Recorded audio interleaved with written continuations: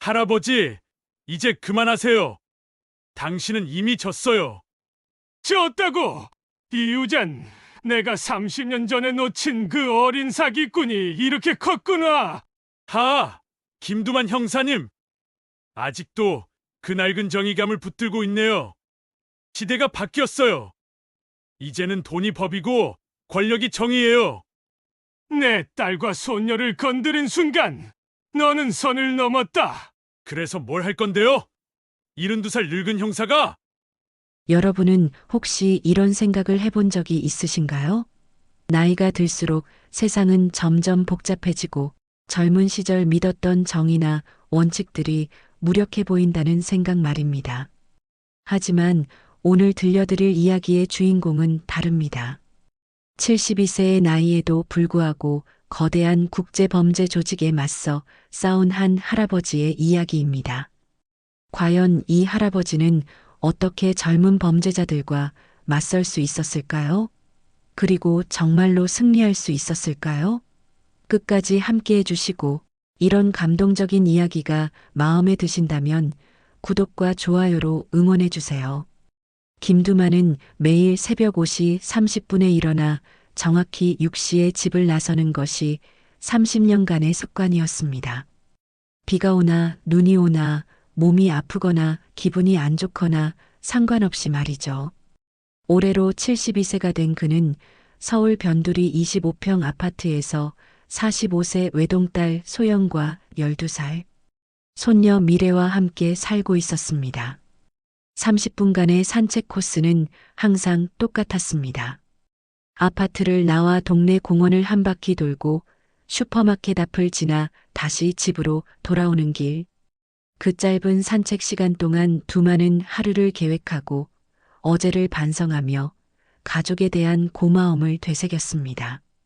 거실 벽면 전체를 차지하고 있는 사진들은 그의 30년 형사 생활을 말해주는 무언의 증언이었습니다. 1975년 경찰 입문 당시의 의기양양한 모습, 동료들과 함께 사건을 해결하고 찍은 기념사진들, 그리고 퇴직식에서 받은 공로패와 함께 찍은 마지막 사진까지. 각각의 사진에는 젊은 시절의 열정과 정의에 대한 확신이 가득 담겨 있었죠. 할아버지, 아침 먹어요. 손녀 미래의 맑고 밝은 목소리가 두만의 하루를 시작하는 가장 큰 기쁨이었습니다. 이 아이의 웃음소리만큼은 세상 그 무엇도 바꿀 수 없는 소중한 것이었죠. 우리 미래가 벌써 일어났구나. 할아버지가 계란 후라이 해줄까? 아니면 김치볶음밥이 좋을까? 오늘은 계란 후라이요. 그런데 할아버지, 노른자는 안 터뜨리고 해주세요. 알았어. 우리 미래 공주님 명령이니까. 주방에서 계란을 부치는 두만의 얼굴에는 행복한 미소가 번졌습니다. 현역 시절에는 바빠서 제대로 챙겨주지 못했던 딸에 대한 미안함을 손녀에게라도 보상하려는 마음이었죠. 딸 소영은 이미 출근 준비를 마치고 있었습니다. 5년 전 남편과 이혼한 후 혼자서 아이를 키우며 회계사무소에서 일하는 게 쉽지 않았지만 아버지가 있어 든든했습니다. 특히 미래의 육아는 전적으로 두만이 담당하고 있었죠. 아버지, 오늘 미래 학교 마치면 태권도 학원 보내주시고 저녁에는 수학학원 픽업 부탁드려요. 그래, 걱정 마라.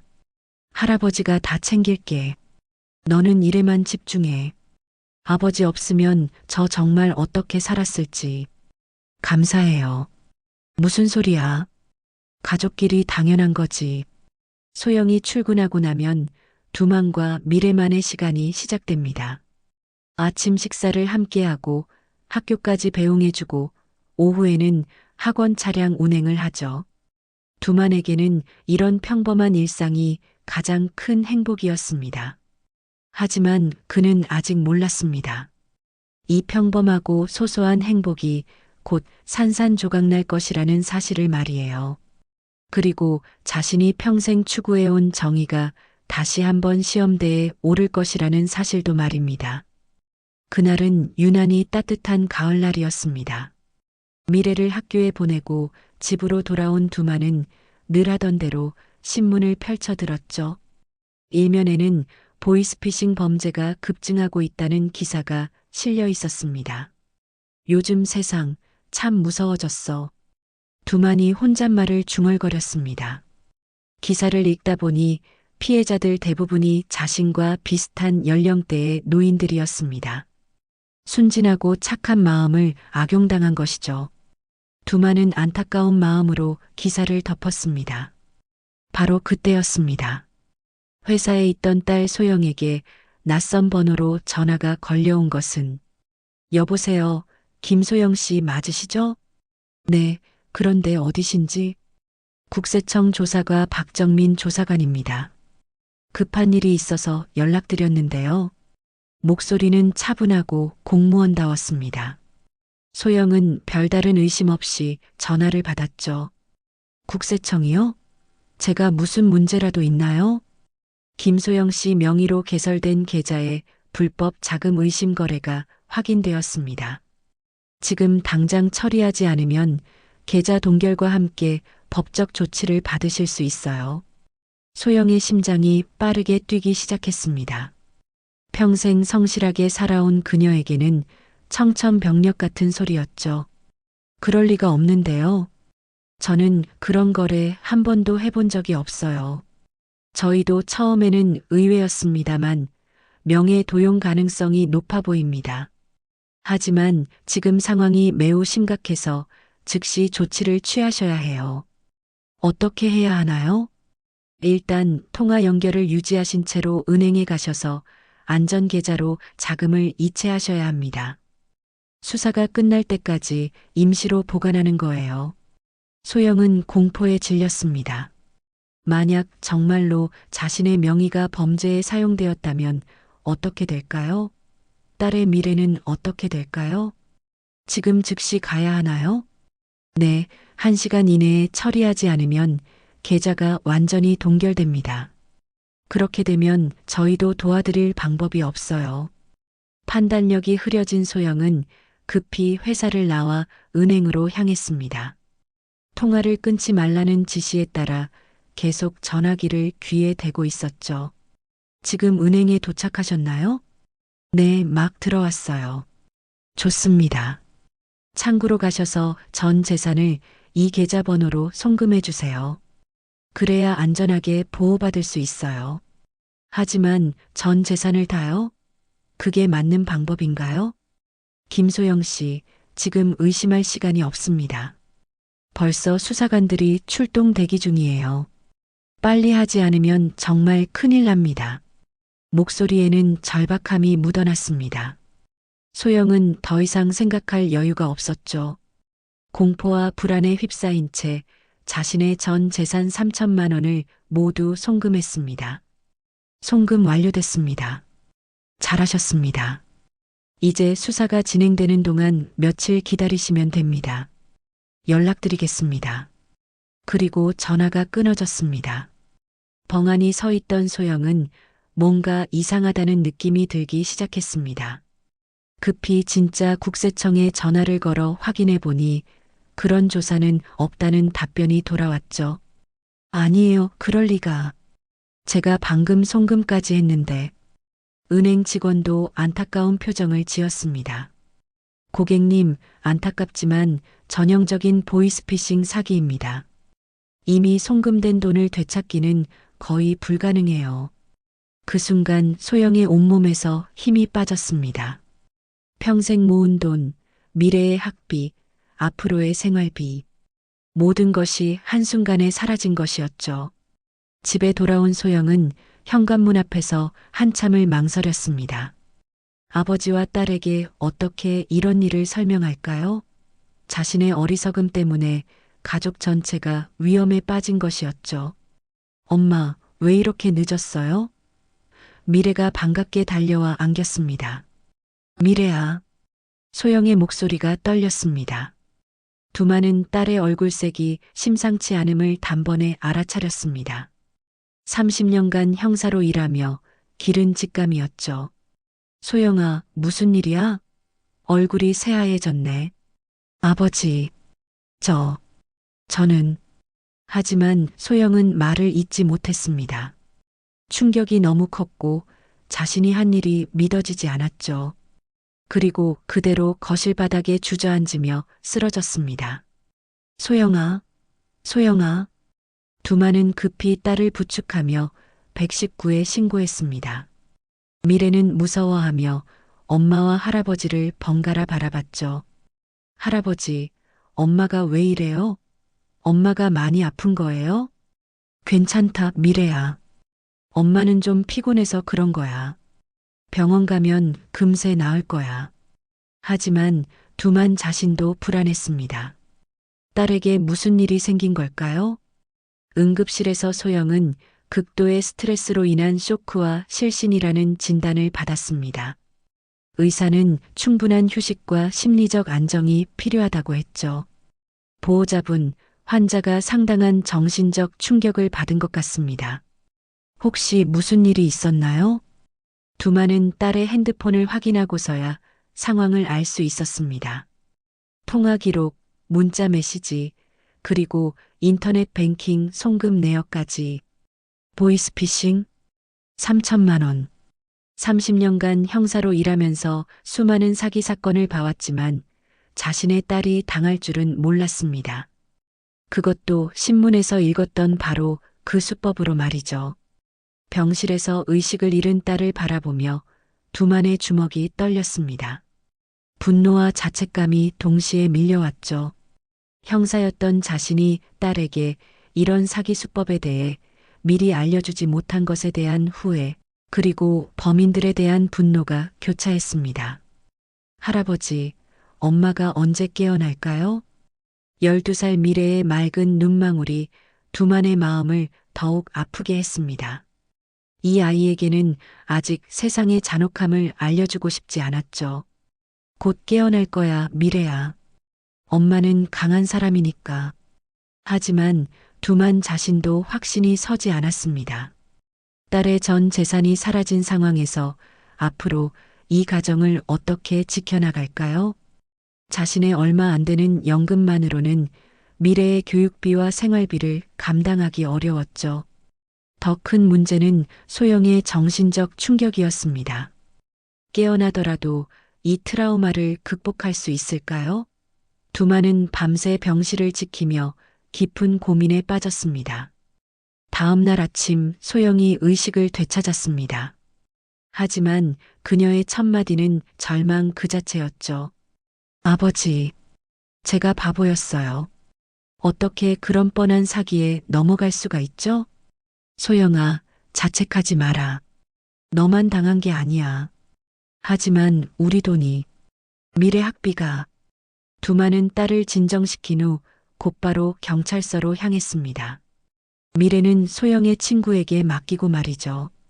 송파 경찰서 강력계 사무실은 두만에게 익숙한 공간이었습니다. 퇴직하기 전까지 20년간 근무했던 곳이었죠. 후배들이 반갑게 맞아주었지만 상황은 녹록지 않았습니다. 선배님, 정말 오랜만이네요. 그런데 이런 일로 오시다니. 응, 내 딸이 당했어.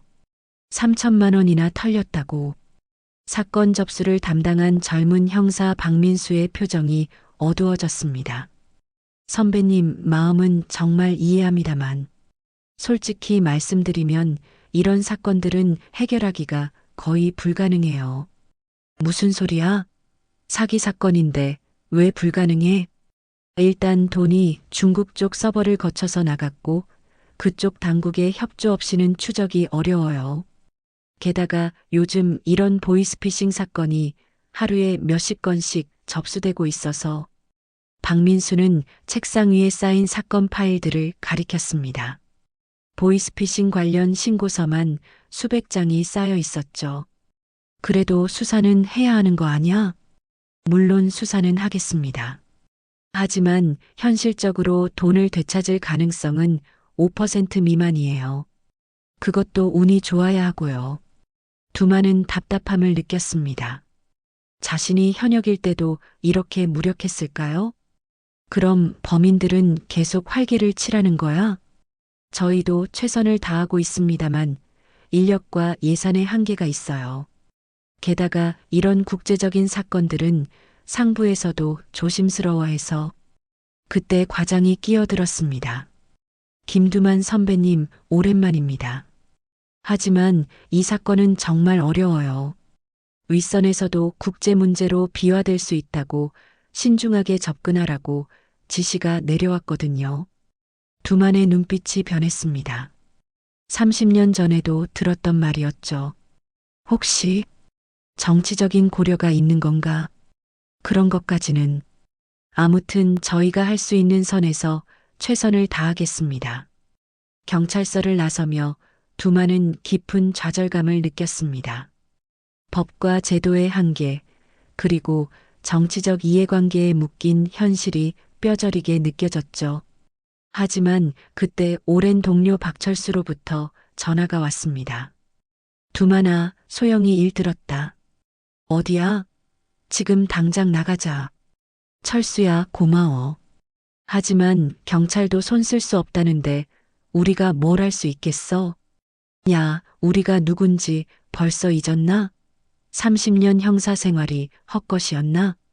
전화기 너머로 들리는 철수의 목소리에는 젊은 시절의 패기가 살아 있었습니다. 옛날 우리가 못 잡은 놈들도 있지만 잡은 놈들이 훨씬 많았잖아. 이번에도 해보자. 두만의 마음에 다시 희망이 싹트기 시작했습니다. 주말 오후 홍대 근처 작은 찻집에 4명의 노인이 모였습니다. 김두만, 박철수, 정민호, 그리고 이상문. 이들은 모두 각자의 분야에서 30년 이상 경력을 쌓은 전문가들이었죠. 박철수는 퇴직 전까지 고등학교에서 컴퓨터를 가르쳤습니다. 요즘 젊은이들보다는 못하지만 기본적인 IT 지식과 인터넷 활용 능력은 충분했죠.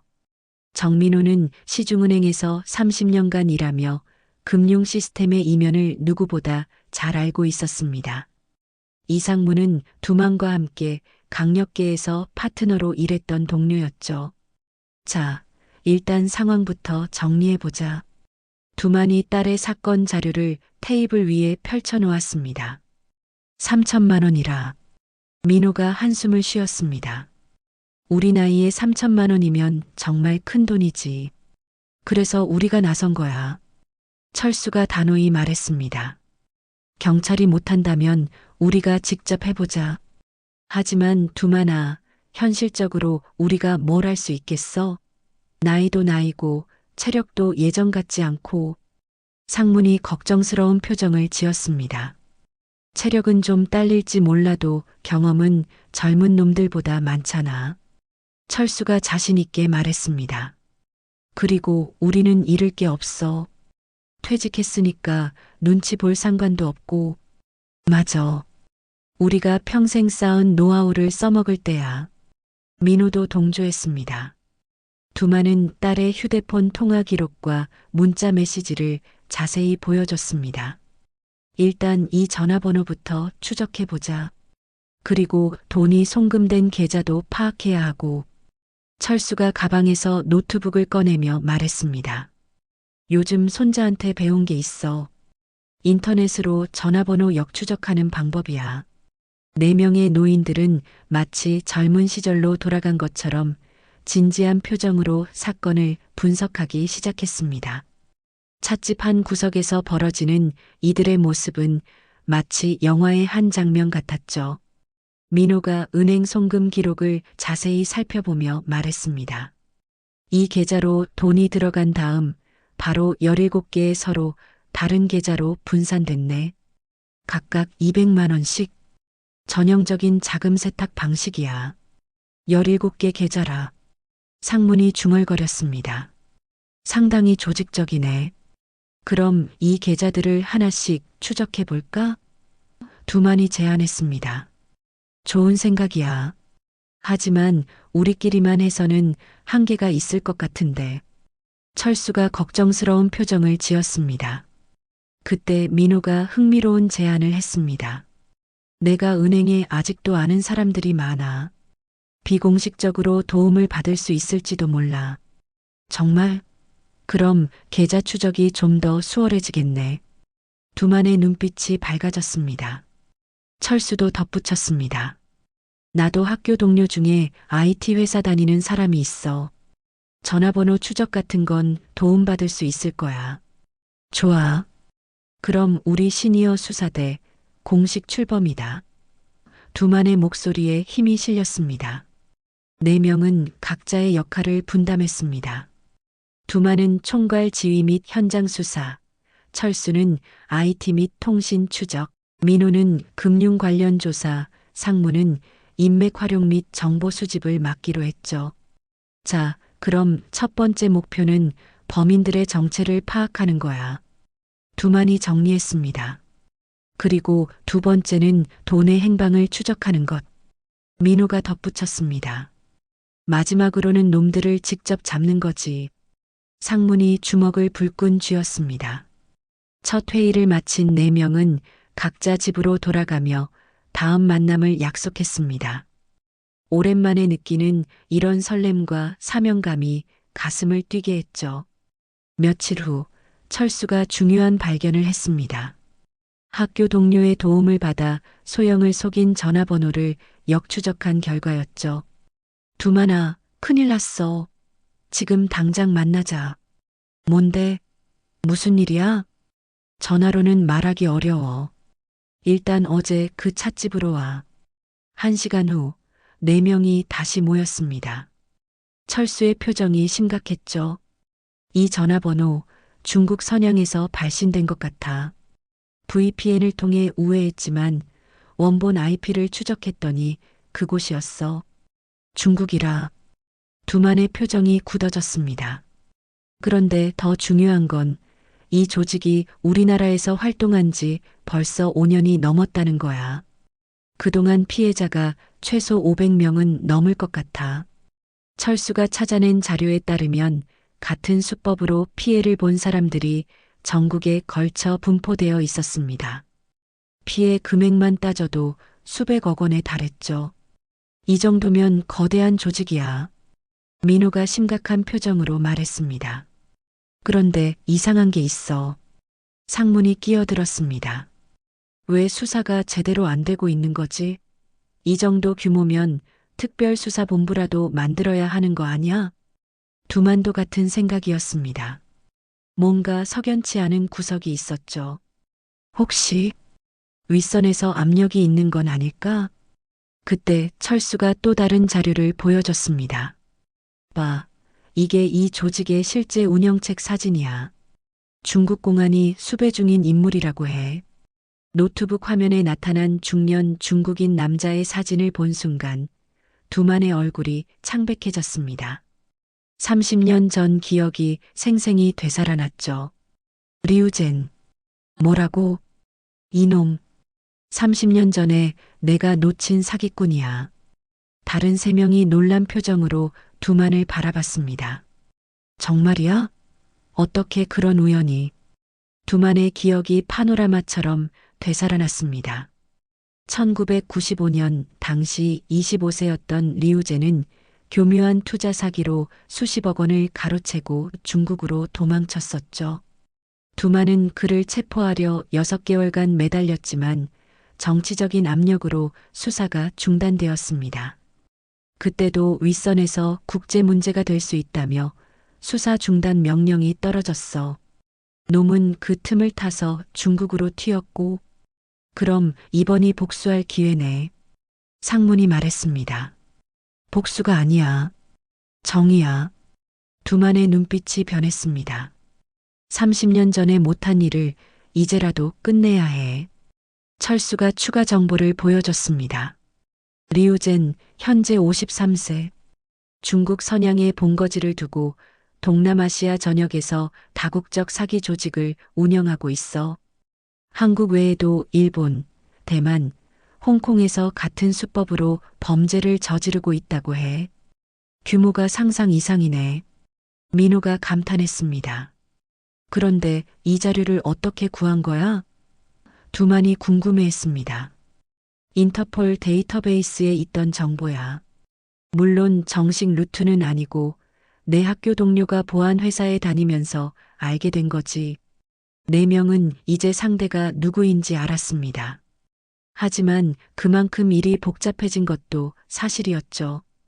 이제 어떻게 할 거야? 상문이 물었습니다.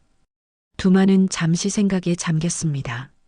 30년 전의 기억, 그리고 지금의 현실이 교차했죠. 일단 더 많은 정보를 수집해야 해. 놈의 현재 위치, 조직 구조, 국내 협력자들까지. 위험하지 않을까? 민호가 걱정했습니다. 물론 위험해. 하지만 이대로 포기할 수는 없어. 내 딸만의 문제가 아니야. 수백 명의 피해자들을 생각해봐. 그때부터 시니어 수사대의 본격적인 활동이 시작되었습니다.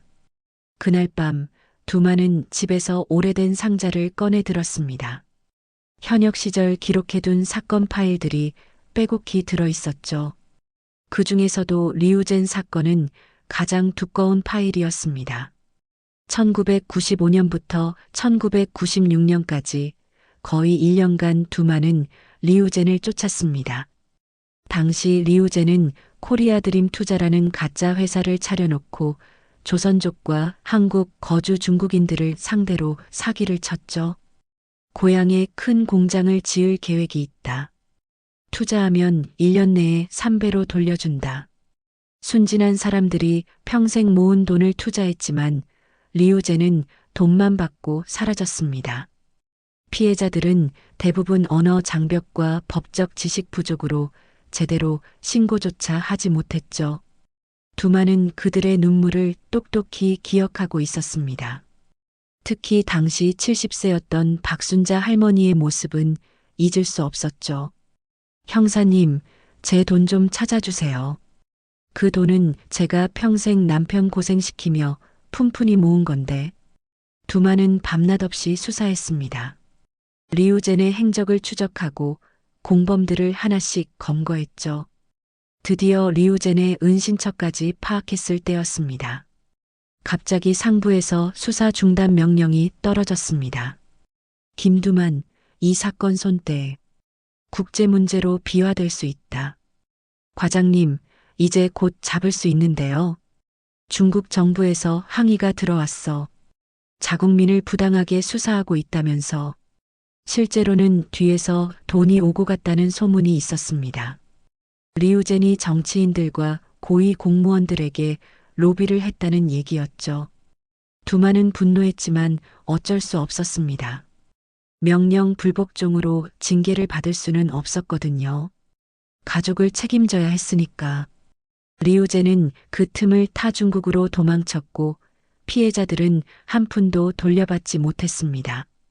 박순자 할머니는 충격으로 쓰러져 6개월 후 돌아가셨죠. 내가 그때 포기하지 않았다면. 두만은 30년간 이 후회를 안고 살았습니다. 파일을 뒤적이던 두만은 당시 발부받았던 체포영장을 발견했습니다. 비록 시효는 지났지만 이것은 그에게 특별한 의미가 있었죠. 리우젠, 이번엔 끝까지 간다. 두만은 영장을 가슴에 품고 다짐했습니다. 30년 전에 미완성된 정의를 이제라도 완성하겠다고 말이죠. 다음 날 두만은 동료들에게 자신의 과거를 털어놓았습니다. 그래서 이번 사건이 나에게는 그냥 사건이 아니야. 30년간 내 가슴에 가시처럼 박혀있던 한을 푸는 일이야. 그럼 더더욱 해야지. 철수가 단호히 말했습니다. 하지만 조심해야 해. 30년 전에도 정치적 압력이 있었다면 지금도 있을 가능성이 높아. 상문이 걱정했습니다. 그래서 우리가 비공식적으로 움직이는 거야. 경찰이 못하는 일을 우리가 하는 거지. 민호가 동조했습니다. 4명은 더욱 신중하고 체계적으로 계획을 세웠습니다. 이번에는 절대 실패할 수 없었으니까요.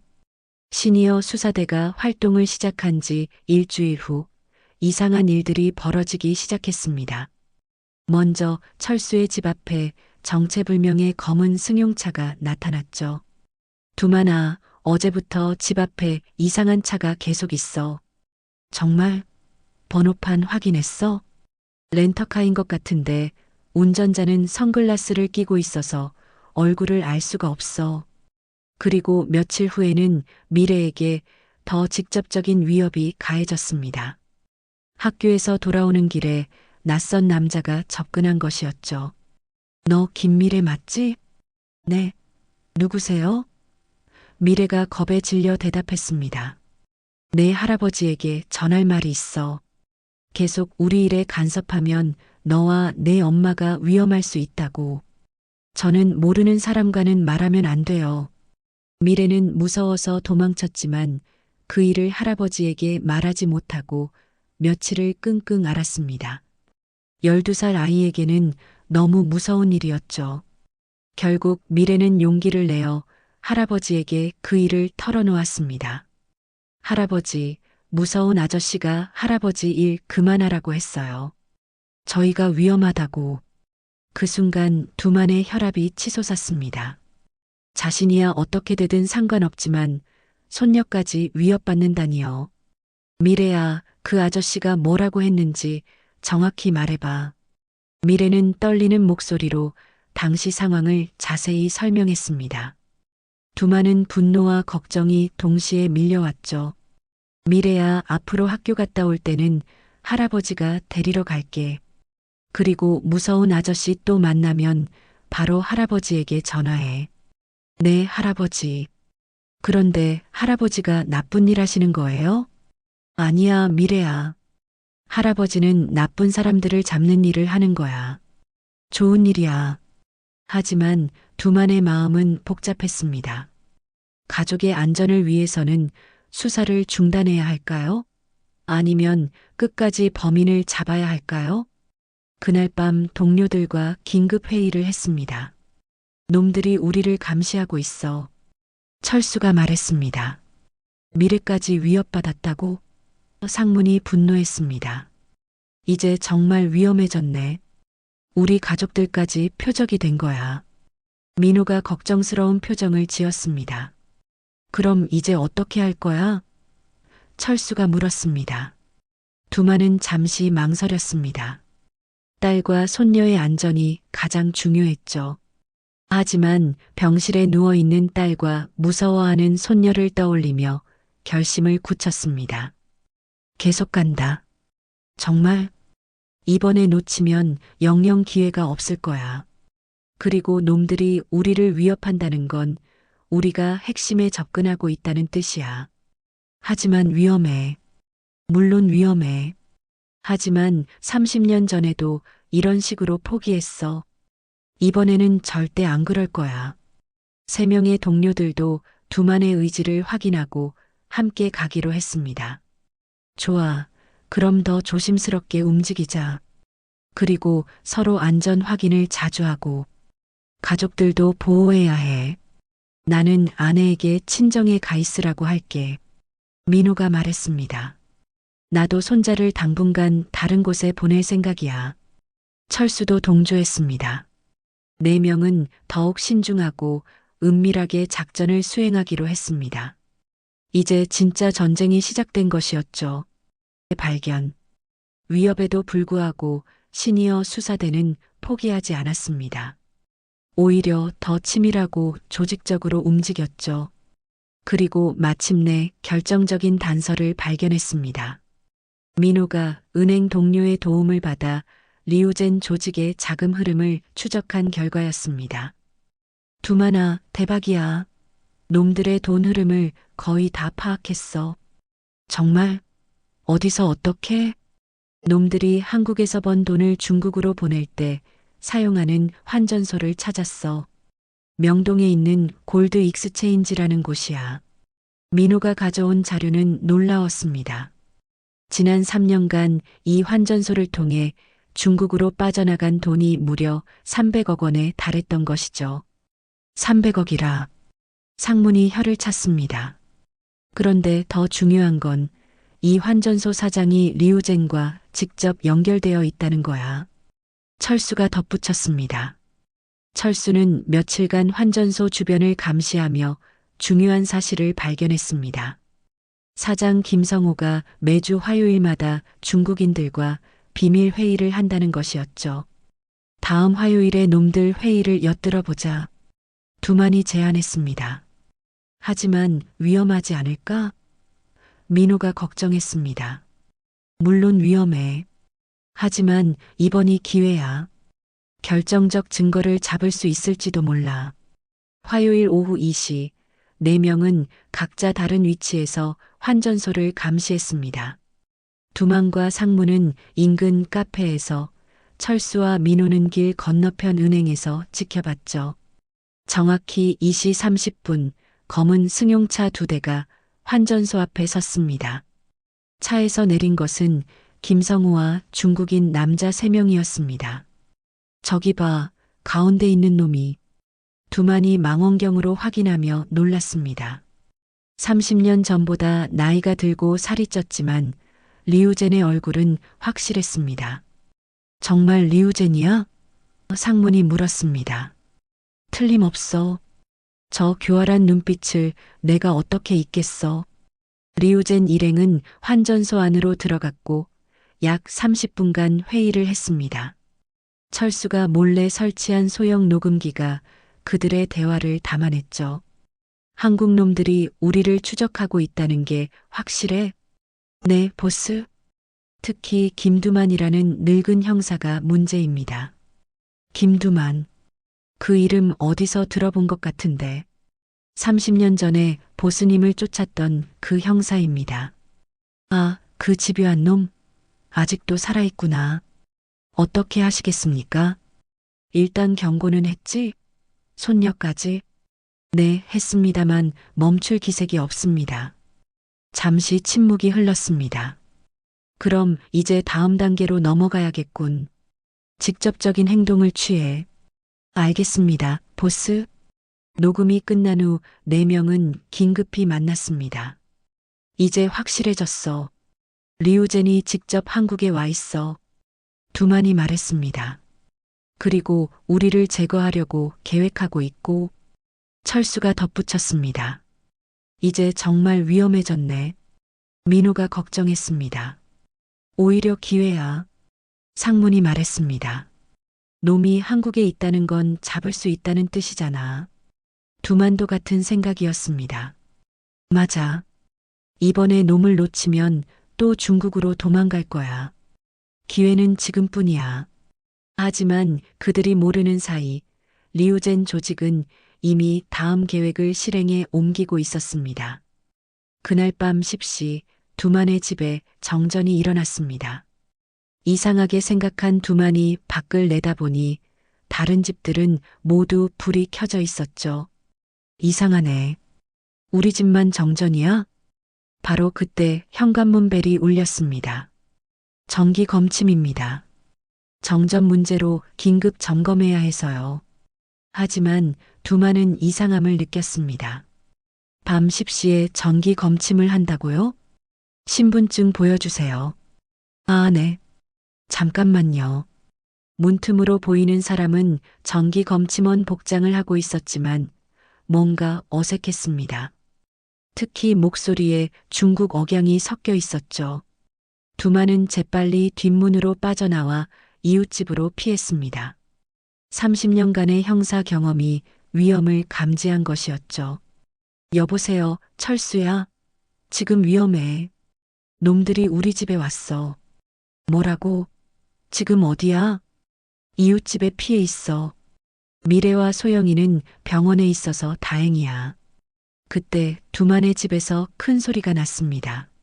문을 부수는 소리였죠. 빨리 경찰에 신고해. 두만이 다급히 말했습니다. 하지만 문제가 있었습니다. 이런 상황을 경찰에 신고하면 시니어 수사대의 활동이 들통날 수 있었거든요. 어떻게 할 거야? 철수가 물었습니다. 일단 피해 있자. 그리고 내일 만나서 대책을 세우고. 다행히 침입자들은 집이 비어 있음을 확인하고 사라졌습니다. 하지만 집안은 엉망이 되어 있었죠. 다음 날 4명은 긴급 회의를 했습니다. 이제 정말 한계야. 놈들이 우리 집까지 침입했어. 두만이 말했습니다. 그럼 이제 어떻게 할 거야? 민호가 물었습니다. 두 가지 선택이 있어. 포기하거나 아니면 선제 공격을 하거나. 선제 공격이라고? 놈들이 우리를 위협하기 전에 우리가 먼저 증거를 확보해서 법정에 세우는 거야. 하지만 어떻게? 그때 철수가 흥미로운 제안을 했습니다. 내가 생각해낸 게 있어. 놈들의 회의 내용을 녹음한 거 기억하지? 이걸 언론에 제보하면 어떨까? 언론이라. 그래, 방송이나 신문에서 이 사건을 크게 다루면 경찰도 움직일 수밖에 없을 거야. 두만은 잠시 생각했습니다. 분명 좋은 방법이었지만 위험도 따랐죠. 하지만 그러면 우리 정체가 밝혀질 수도 있어. 그래도 지금보다는 안전할 거야. 공개되면 놈들도 함부로 우리를 건드리기 어려워질 테니까. 상문도 동조했습니다. 맞는 말이야. 이제는 숨어서 할 때가 아니야. 결국 4명은 언론 제보를 하기로 결정했습니다. 하지만 그 전에 더 확실한 증거가 필요했죠. 일단 리우젠을 직접 만나는 건 어떨까? 두만이 제안했습니다. 미끼 작전이야? 그래. 나를 미끼로 써서 놈을 유인하는 거야. 그리고 그 과정을 모두 녹화하고. 너무 위험해. 민호가 반대했습니다. 하지만 다른 방법이 있어? 이대로 가면 우리만 위험해질 뿐이야. 결국 4명은 위험한 계획을 세웠습니다. 두만이 리우젠에게 직접 연락해서 만남을 요청하고 나머지 3명은 숨어서 상황을 기록하기로 했죠. 이틀 후 두만은 환전소를 통해 리우젠에게 메시지를 전달했습니다. 김두만이 직접 만나고 싶다고 전해줘. 혼자 나올 테니까. 메시지를 받은 리우젠은 흥미로워했습니다. 30년 만에 만나자고? 흥미롭군. 어떻게 하시겠습니까, 보스? 만나보자. 늙은 형사가 뭘 원하는지 궁금하네. 약속 장소는 한강 근처 버려진 창고였습니다. 인적이 드물고 은밀한 대화를 나누기에 적합한 곳이었죠. 당일 밤 11시 두만은 약속 장소로 향했습니다. 가슴속에는 작은 녹음기가 있었고 멀리서는 동료들이 지켜보고 있었죠. 창고 안에는 리우젠과 부하 2명이 기다리고 있었습니다. 정말 오셨네요, 김두만 형사님. 30년이 지나 중년이 된 리우젠의 모습은 당시와 많이 달랐지만 그 교활한 눈빛은 그대로였습니다. 오랜만이군, 리우젠. 무슨 일로 저를 만나자고 하신 거죠? 내 딸이 당한 돈부터 돌려줘. 아, 그 일요? 그건 제가 직접 한 게 아니라 부하들이. 책임자는 내 아니야? 리우젠이 웃으며 부하들에게 손짓했습니다. 형사님, 30년 전과 달라진 게 없으시네요. 여전히 그 고집스러운 정의감을 가지고 계시고, 정의는 변하지 않아. 하지만 세상은 변했어요. 이제는 돈이 법이고 권력이 정의예요. 그래서 무고한 사람들을 속이고 사는 거야? 무고하다고요? 세상에 정말 무고한 사람이 있을까요? 다들 욕심이 있으니까 제 말에 넘어오는 거 아닙니까? 두만은 리우젠의 말에 분노가 치밀었지만 녹음을 위해 대화를 계속했습니다. 그럼 지금까지 몇 명이나 속였어? 글쎄요, 정확한 숫자는 기억이 안 나네요. 하지만 한국에서만 수백 명은 될걸요? 수백 명? 놀라셨나요? 이건 시작에 불과해요. 중국, 일본, 동남아시아까지 합치면 수천 명은 될 거예요. 리우젠은 자랑스럽게 말했습니다. 마치 자신의 업적을 자랑하는 것처럼. 그리고 돈도 수백억이 넘죠. 덕분에 중국에서는 꽤 큰 사업가로 통하고 있어요. 양심이라는 게 없어? 양심이요? 그런 게 밥 먹여주나요? 형사님도 이제 현실을 인정하세요. 그때 리우젠의 표정이 차갑게 변했습니다. 하지만 형사님이 계속 방해하신다면 얘기가 달라지죠. 뭐? 손녀분이 정말 예쁘더군요. 12살이면 아직 어린데. 그 순간 두만의 혈관에 핏줄이 서렸습니다. 내 손녀를 건드리면 뭘 하시겠다고요? 72살 늙은 형사가 리우젠이 조롱하듯 웃었습니다. 형사님, 30년 전과 똑같네요. 무모하기까지 하고. 두만은 주머니에서 낡은 체포영장을 꺼냈습니다.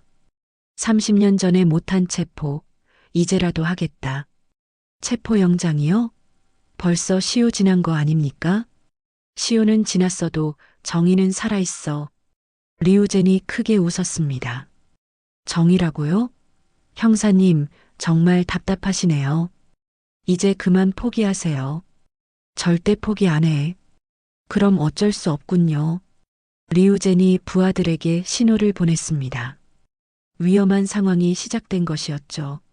하지만 바로 그때였습니다. 창고 밖에서 사이렌 소리가 들려왔습니다. 뭐야 이게? 리우젠이 당황했습니다. 철수가 사전에 경찰에 익명 제보를 했던 것이었죠.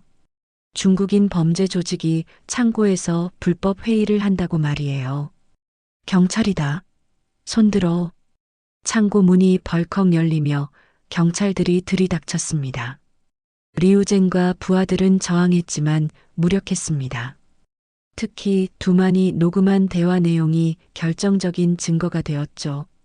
리우젠, 국제금융범죄 혐의로 체포한다. 수갑이 채워지는 순간 리우젠이 두만을 쳐다봤습니다.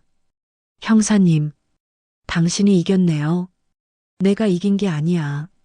정의가 이긴 거다. 30년 만에 마침내 리우젠을 체포하는 순간을 목격한 두만은 가슴 깊숙이 묻어두었던 한이 풀리는 것을 느꼈습니다. 하지만 그 순간 오랜 긴장과 스트레스, 그리고 나이로 인한 체력 한계가 몰려왔습니다. 두만은 그 자리에서 쓰러졌습니다. 할아버지, 멀리서 지켜보고 있던 동료들이 달려왔습니다. 의식을 잃어가는 두만의 귀에 경찰관들의 목소리가 들려왔습니다.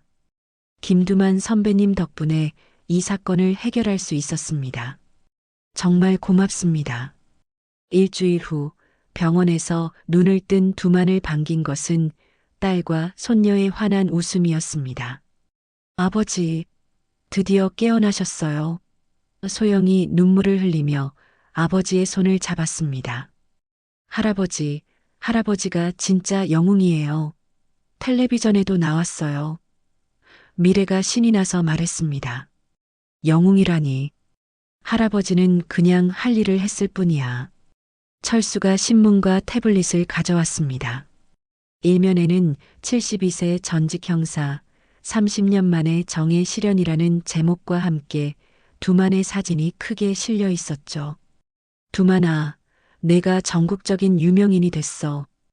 응원 메시지가 수천 개씩 오고 있다고. 더 중요한 소식도 있었습니다.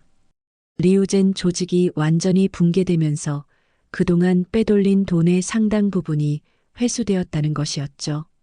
아버지, 우리 돈도 70% 정도는 돌아올 수 있을 것 같아요. 소영이 기쁜 목소리로 말했습니다. 하지만 두만에게는 돈보다 더 중요한 것이 있었습니다. 소영아, 미안하다. 아버지가 너를 제대로 지켜주지 못해서. 무슨 말씀이세요? 아버지 덕분에 정의가 이루어졌잖아요. 그리고 다른 피해자들도 구해주셨고요. 미래가 덧붙였습니다. 그때 후배 형사들이 병문안을 왔습니다. 선배님, 정말 대단하십니다. 저희가 포기했던 사건을 이렇게 해결하시다니. 포기하지 말라는 얘기야. 정의는 늦어도 반드시 온다.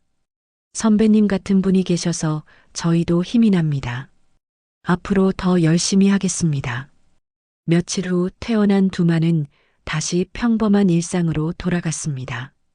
아침 산책, 손녀 등하교 돕기, 딸과의 저녁 식사. 하지만 이제는 그 일상이 전과 달랐습니다. 할아버지, 커서 저도 할아버지처럼 나쁜 사람들 잡는 경찰이 될래요.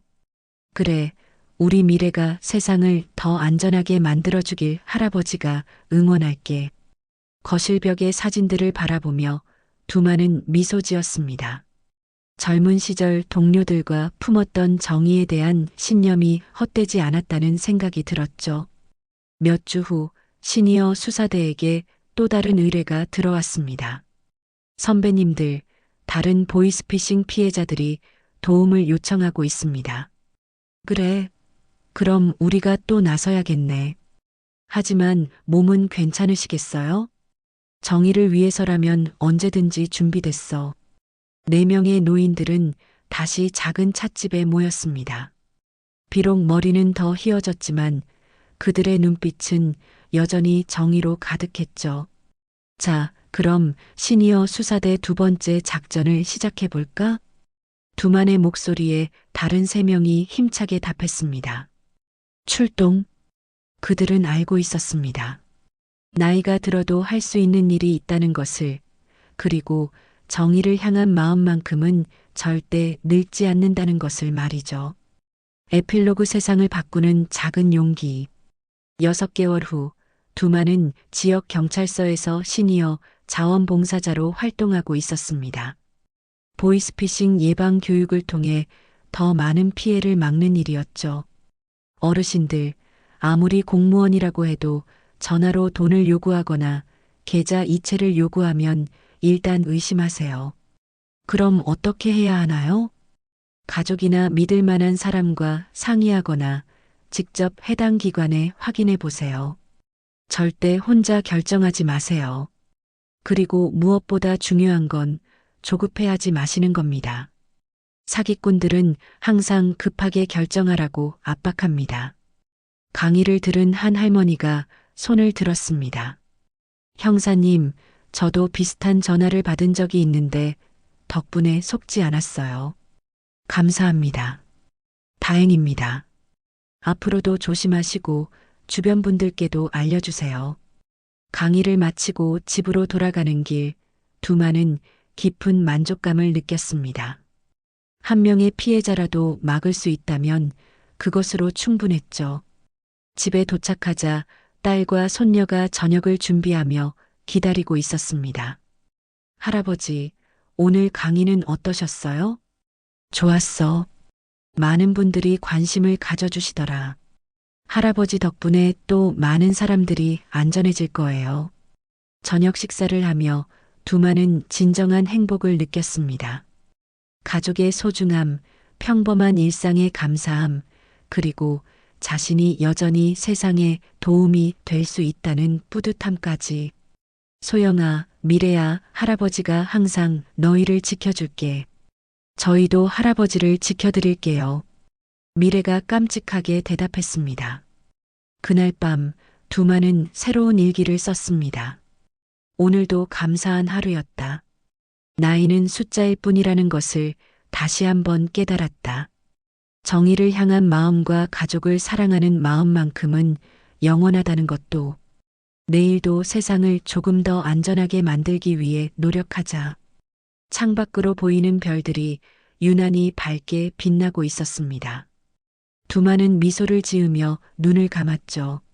내일 또 새로운 하루가 시작될 것이고 그는 여전히 세상을 조금 더 좋게 만들기 위해 노력할 것입니다. 한편 시니어 수사대의 이야기는 전국으로 퍼져나갔습니다. 다른 지역에서도 비슷한 모임들이 생겨나기 시작했죠. 부산의 실버 수사대, 대구의 시니어 가디언즈, 광주의 황혼 수호대 등등. 나이가 들어도 포기하지 않고 사회를 위해 봉사하는 어르신들의 모습은 젊은 세대에게도 큰 감동을 주었습니다. 어느 대학생이 인터넷에 올린 글이 화제가 되었죠. 김두만 할아버지를 보면서 깨달았습니다. 나이는 정말 숫자일 뿐이구나. 72세에도 정의를 위해 목숨 걸고 싸우시는 모습을 보니 20대인 제가 뭘 할 수 있을지 생각하게 됩니다. 할아버지, 정말 존경합니다. 이 글에는 수천 개의 댓글이 달렸습니다. 우리 할아버지도 김두만 할아버지 같으신데 더 자랑스러워해야겠어요. 나이 들면 짐이 된다고 생각했는데 이런 멋진 어르신들을 보니 생각이 바뀌었습니다. 저희 부모님께도 이 이야기를 들려드려야겠어요. 두만의 이야기는 단순한 범죄 해결 이야기를 넘어서 세대 간의 소통과 이해를 돕는 다리 역할을 했습니다. 그리고 1년 후 두만은 정부로부터 시민 정의상을 받았습니다. 시상식에서 그는 이렇게 말했습니다. 저는 특별한 일을 한 게 아닙니다. 그냥 옳다고 생각하는 일을 했을 뿐입니다. 나이가 들수록 우리에게는 더 많은 시간과 경험이 있습니다. 그것을 사회를 위해 쓸 수 있다면 그것만큼 보람된 일은 없을 것입니다.